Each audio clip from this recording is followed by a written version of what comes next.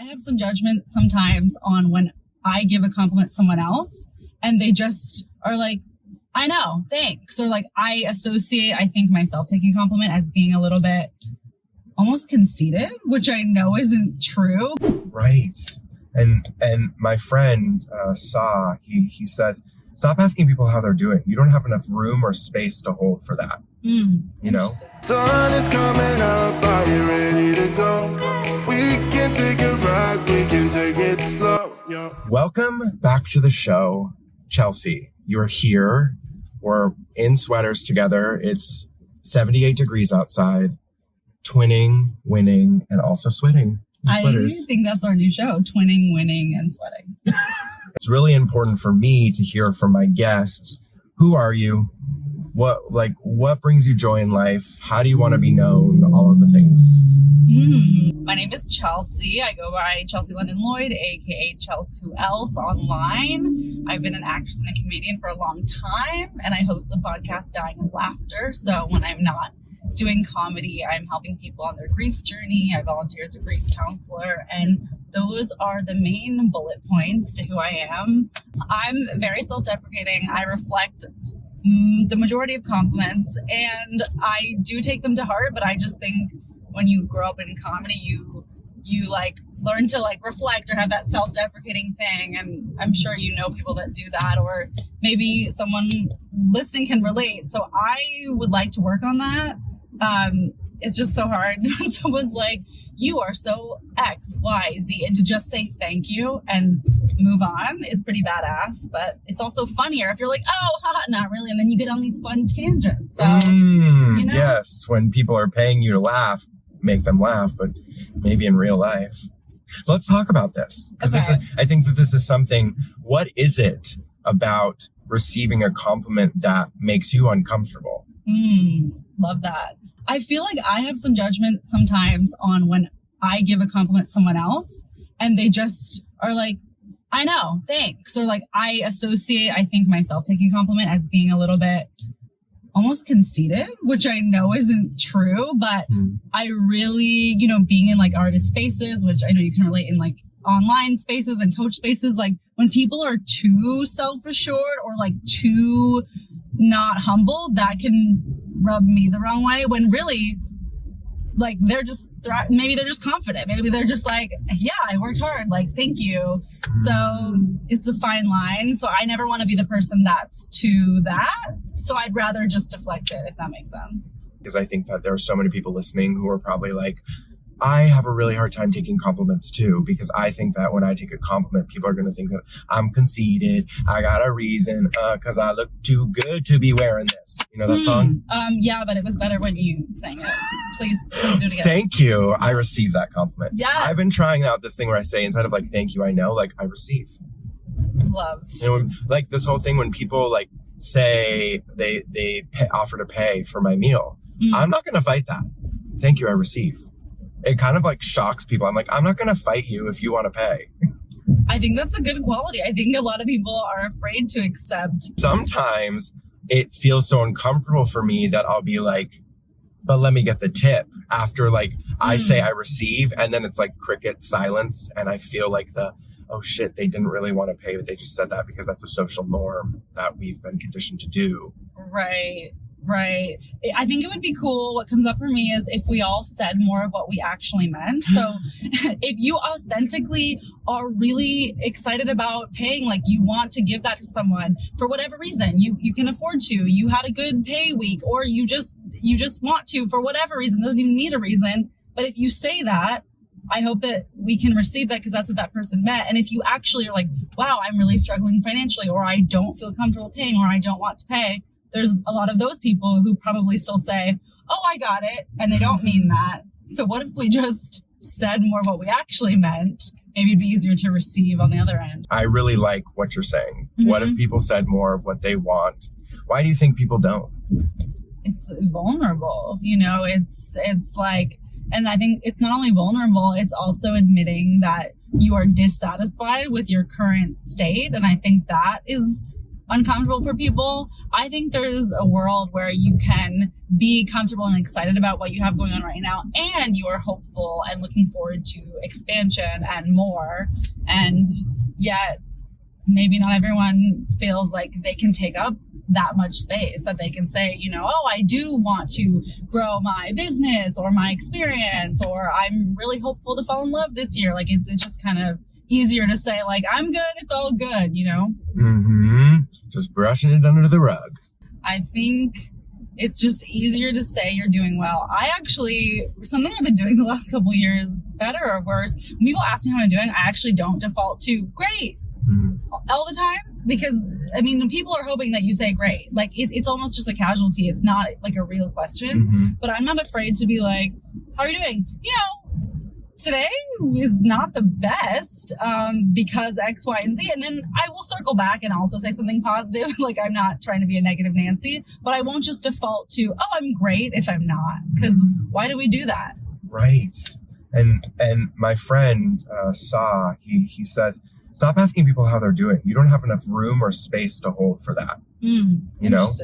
Well, I think this is a perfect time to play the rap game. Oh gosh. Okay. I'm terrified, but welcome. Let's do it. What do we do? Okay. So we're going to write a rap together. Okay. I'm actually going to have a sip of water. Work. So that I can clear my throat. What are we going to rap about? What do you want to rap about? The collective pause? Yeah.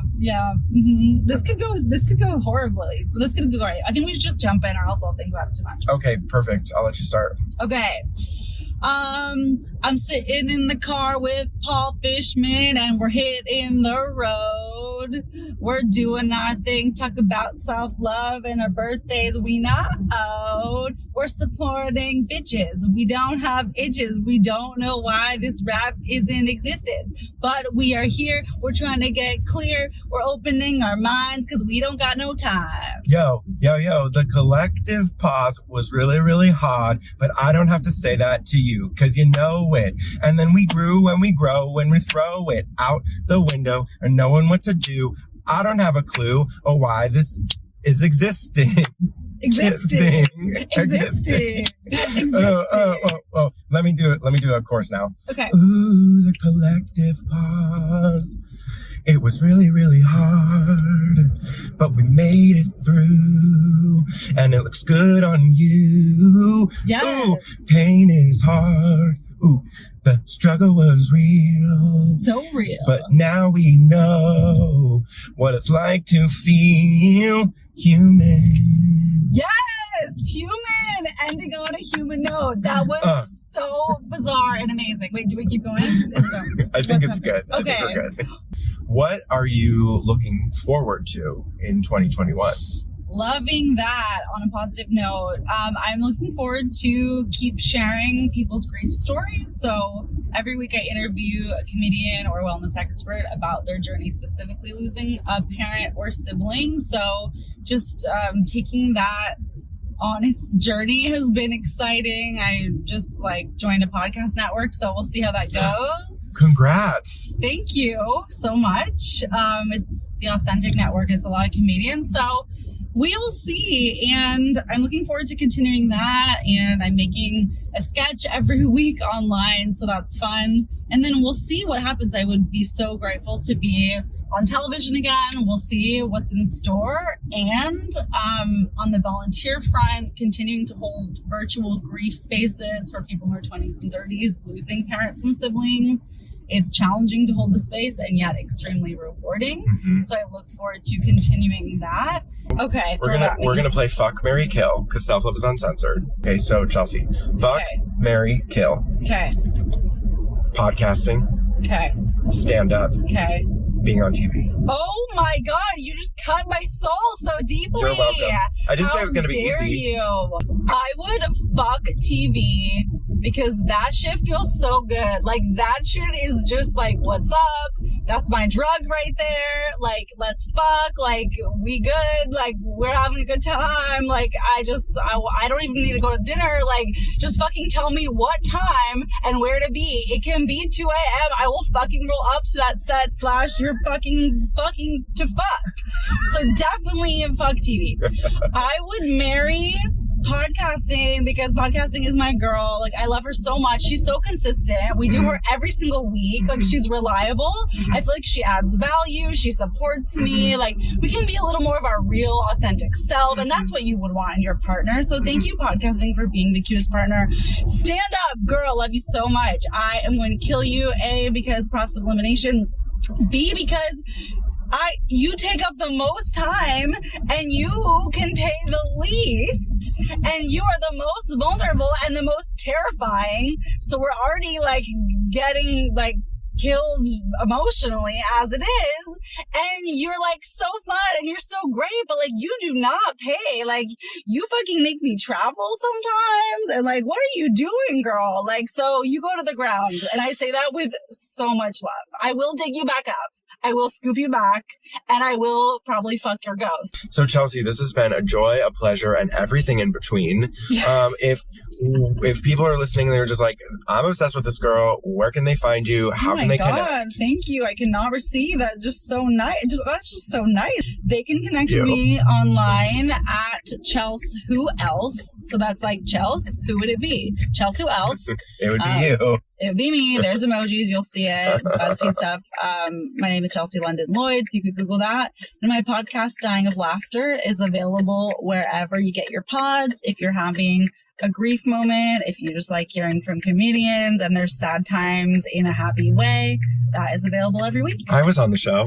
No big deal. I mean, casually, you were on the show, and I'm so excited for that episode to come out. Chelsea, thank you so much for joining me on the road. Is there one last golden nugget, anything that you feel is very, very important for the people who are listening to receive? Great. Last nugget, comparison's the thief of joy. I have spent so many hours comparing myself to other people, specifically online. Their journey is not your own. It's a marathon, not a race. Like, all of those things could be cheesy, but they're so true. Like, if someone sees a bunch of success today, that's awesome. Or it's not for you, but what are you going to do? Like, what is your experience, and how can you focus on your next step forward? And The Power of Now is a book that I really, really, really love. Oprah loves it. So if you don't care about my opinion, listen to her. And it's just about being present in the moment. It's not preaching a specific religious point of view, but it just helps you appreciate the moment that you're currently in. Chelsea, thank you so much for joining us. This was so amazing. If you loved this, make sure to go follow Chelsea, listen to her podcast, specifically the episode that I was on, but all the other episodes are great. I think. I don't really know, actually. I just know that what I was on was great. So it was so great. It was the most greatest. So remember, you are worth it. You deserve it. And you are not alone. Oh my God. Bye, everyone.